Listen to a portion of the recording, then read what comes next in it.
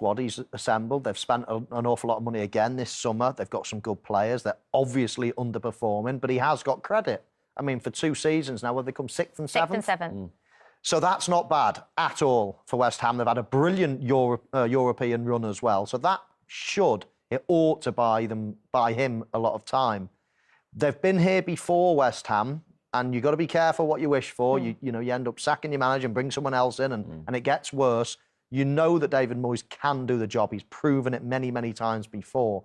So I think for that reason, he'll get a bit more time. But the pressure will mount. 1 point above the relegation zone and now just 1 place above it as well because of their worst goal difference to Everton. What's going wrong there? Is it their lack of goals? Antonio Scamacca doesn't seem to quite be working at the moment. Yeah, it doesn't seem to be. I mean, there's probably a number of problems defensively through the midfield because you don't concede goals like you did tonight. And the 2 goals that they conceded from throw-ins had nothing to do with the forwards. Of course, they didn't score. But they've got problems everywhere. You know, they bought Scamacca, they bought Paquetá. They spent the money. They spent a lot of money but are not performing.